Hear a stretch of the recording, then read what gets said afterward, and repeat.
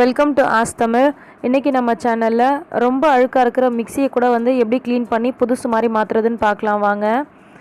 பாருங்கள், இந்த மிக்சி எவ்வளோ வந்து அழுக்காக இருக்குதுன்னு உங்களுக்கு நான் வந்து க்ளீன் பண்ணி காமிக்கணுன்றதுக்காகவே நான் வந்து 1 வீக் மேலே நான் அதை க்ளீன் பண்ணாமல் அப்படியே விட்டுட்டேன். நல்லா அழுக்காகிடுச்சு இது. இப்போ நம்ம வந்து க்ளீன் பண்ணி இதை எப்படி புதுசு மாதிரி மாற்றலாம் அப்படின்னு பார்க்கலாம். அதுக்கு தேவையான பொருள், ஒரு பவுலில் 2 ஸ்பூன் வந்து பேக்கிங் சோடா எடுத்துக்கலாம். பேக்கிங் சோடா ஆப்ப சோடா ரெண்டும் ஒன்று தான். அது வந்து 2 ஸ்பூன் எடுத்துக்கிறோம். இது வந்து வினிகர் வந்து ஒரு 1/4 கிளாஸ் அளவுக்கு நான் ஊற்றிக்கிறேன். வினிகர் ஊற்றினோடனே நல்லா நமக்கு நுரைச்சி வரும். இதில் வந்து ஒரு 1/2 லெமன் பிழிஞ்சு விட்டுக்கிறேன்.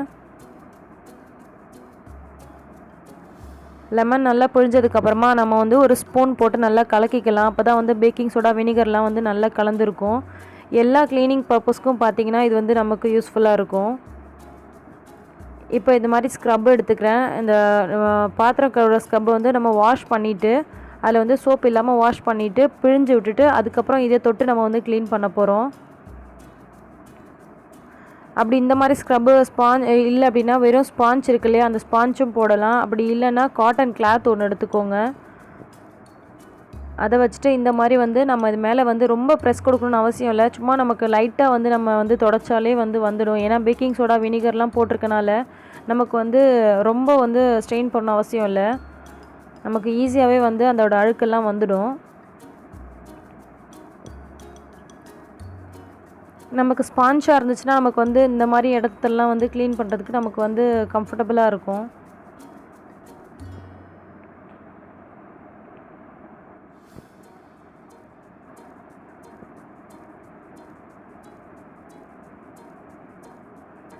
எப்போதுமே வந்து மிக்ஸி கிரைண்டர்லாம் க்ளீன் பண்ணும்போது பார்த்திங்கன்னா அந்த சுவிட்செல்லாம் ஆஃப் பண்ணிவிட்டு அந்த ஃப்ளக்கெல்லாம் வந்து எடுத்துகிட்டு அப்புறமா க்ளீன் பண்ணுங்கள். அது போட்டுகிட்டே வந்து நம்ம க்ளீன் பண்ணுறது அவ்வளோ நல்லதில்லை. ஸோ நம்ம வந்து சேஃப்டியாக இருக்கணும். ஸோ அதெல்லாம் எடுத்துகிட்டே வந்து நம்ம வந்து க்ளீன் பண்ண ஆரம்பிக்கலாம். இப்போ இந்த மாதிரி உள்ளே விட்டுட்டு நம்ம வந்து நல்லா வந்து க்ளீன் பண்ணிக்கலாம். இந்த இடம் தான் பார்த்திங்கன்னா நமக்கு க்ளீன் பண்ணுறதுக்கு கஷ்டமாக இருக்கும். நம்ம வந்து நார்மலாக ஸ்க்ரப்பு வந்து போடும்போது இந்த மாதிரி நமக்கு வளைஞ்சி கொடுக்காது. ஸோ நம்ம வந்து இந்த மாதிரி இருக்கும்போது ஸ்பாஞ்சாக இருந்துச்சுன்னா நமக்கு வந்து ஈஸியாக இருக்கும். இப்போ வந்து இந்த உள்ள இந்த இடத்துலலாம் பார்த்திங்கன்னா நமக்கு வந்து க்ளீன் பண்ணுறதுக்கு ஒரு பழைய டூத் ப்ரஷ் வந்து எடுத்துகிட்டு இதில் இந்த மாதிரி தேய்க்கும் போது பார்த்திங்கன்னா நமக்கு ஈஸியாக சூப்பராக வந்துடும் அழுக்கெல்லாம். இப்போ இந்த மேலே வந்து அந்த ஜார் வந்து வைப்போம் இல்லையா, அந்த இடம்லாம் வந்து நமக்கு வந்து இந்த ப்ரஷ்ஷால் தேய்க்கும் போது ஃபுல்லாகவே அதோட அழுக்கெல்லாம் பார்த்திங்கன்னா நமக்கு ஈஸியாகவே வந்துடும்.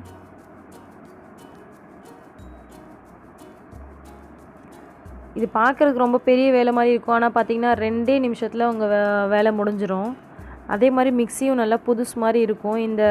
இந்த தண்ணிலாம் ஒழுவும் பாருங்களேன், அந்த உள்ள மிக்சி அந்த உள்ளேருந்து அந்த இடம்லாம் வந்து நம்ம பார்த்திங்கன்னா அந்த ப்ரஷ்ஷால் தான் தேய்ச்சா தான் நமக்கு வந்து கரெக்டாக இருக்கும். அதே மாதிரி இந்த ஹோல் லைட்டாக அந்த கேப் இருக்கும். அந்த கேப்பில் வந்து பார்த்திங்கன்னா இந்த மாதிரி ப்ரஷ்ஷால் தேய்க்கும் போது மட்டும்தான் நமக்கு வந்து அழுக்கெல்லாம் வந்து பர்ஃபெக்டாக வெளியில் வரும்.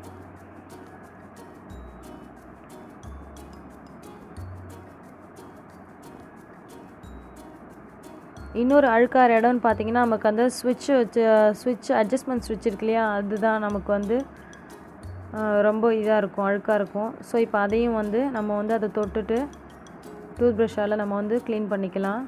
பாருங்கள் எவ்வளோ அழுக்கு இருக்குதுன்னு. பார்க்கும்போது அழுக்கு இல்லாத மாதிரி தான் தெரியும். ஆனால் டூத் ப்ரஷ் வச்சு நம்ம க்ளீன் பண்ணும்போது பார்த்திங்கன்னா உள்ளேருந்து நமக்கு வந்து நிறைய அழுக்குலாம் வரும்.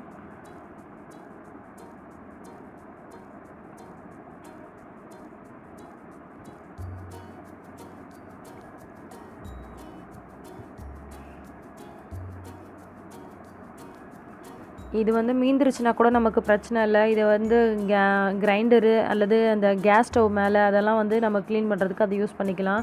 இப்போ வந்து ஒரு காட்டன் கிளாத் வந்து தண்ணியில் நனைச்சி நான் புழிஞ்சு எடுத்து இதெல்லாம் துடைக்கிறேன்.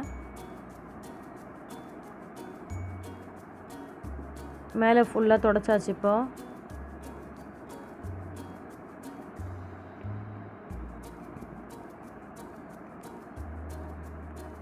இப்போ இந்த உள்ளே துடைக்கிறது தான் பார்த்திங்கன்னா இந்த விரல் விட்டு நம்ம சுற்றும் போது பார்த்திங்கன்னா அது ஒழுங்காகவே வராது. ஸோ இதை வந்து ஒரு ஷார்ப்பான ஆப்ஜெக்ட் வச்சுட்டு நம்ம அதை வந்து இப்படி சுற்றி விட்டோம்னா நமக்கு எல்லா அழுக்கு சைடில் இருக்கிறது எல்லாமே பார்த்திங்கன்னா பர்ஃபெக்டாக வந்துடும் நமக்கு. ஸோ ஸ்பூனோ அல்லது இந்த மாதிரி ஷார்ப்பாக இருக்கிற ஏதாவது ஒரு பொருளை வச்சு நீங்கள் க்ளீன் பண்ணிக்கோங்க. அந்த சைடில் உள்ளதெல்லாம் வந்து நம்ம வந்து சைடில் கையால் தொடச்சி எடுத்துடலாம். இன்னொன்று ரொம்ப மெயினாக அழுக்காக இருக்கிற இடம்னு பார்த்தீங்கன்னா அந்த ஜார் உள்ளேருந்து வரக்கூடிய அந்த தண்ணி வரக்கூடிய இடம் தான். இதுதான் வந்து அப்படியே விட்டுடுவாங்க நிறைய பேர் க்ளீன் பண்ணும்போது. ஸோ இதையும் வந்து ஒரு ஷார்ப்பான பொருள் வச்சுட்டு நம்ம அந்த காட்டன் கிளாத்தை உள்ளே வச்சுட்டு நம்ம தீர்த்தும் போது ஃபுல்லாக அதில் உள்ள அழுக்கெல்லாம் பார்த்திங்கன்னா வெளியில் வந்துடும் க்ளீன் ஆகி.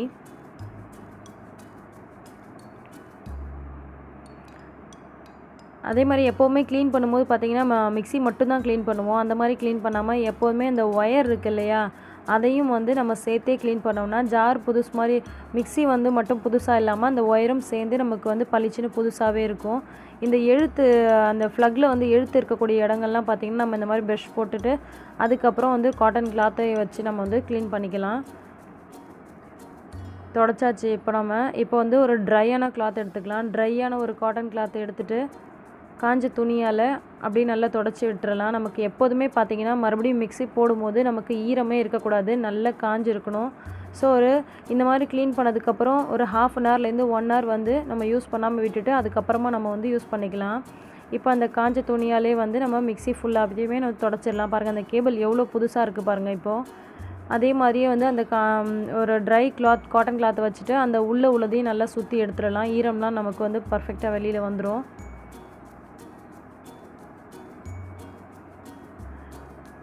இப்போ நம்மக்கிட்ட வந்து இந்த லெமன் அது இல்லாமல் வினிகர், பேக்கிங் சோடா இதெல்லாம் எதுவுமே இல்லைன்னா ஒன்றும் பிரச்சனை இல்லை. இதே மாதிரியே சேம் சைடு க்ளீன் பண்ணுறதுக்கு பார்த்திங்கன்னா நம்ம வந்து கொஞ்சமாக ஹாட் வாட்டர் அதில் வந்து பேஸ்ட்டு கொஞ்சமாக போட்டுட்டு நல்லா கலந்து விட்டுட்டு இந்த மாதிரி நீங்கள் க்ளீன் பண்ணி எடுத்துக்கலாம். அதுவும் உங்களுக்கு சூப்பராக இருக்கும். இது இல்லை அப்படின்னா அது வந்து நம்ம அந்த மாதிரி வச்சு நம்ம க்ளீன் பண்ணிக்கலாம். ஸோ வேணுன்றவங்க அந்த டிப்ஸையும் யூஸ் பண்ணிக்கோங்க. பாருங்கள் நமக்கு ஃபஸ்ட்டு மிக்ஸி எப்படி இருந்தது, இப்போ எப்படி இருக்குது பாருங்கள். சூப்பராக க்ளீன் ஆகிடுச்சு. வாங்கும்போது இருக்க புதுசு மாதிரியே இருந்துச்சு. இதோட கேபிள் பாருங்கள், அந்த ஒயரும் பார்த்திங்கன்னா நமக்கு சூப்பராக க்ளீன் ஆகிடுச்சு.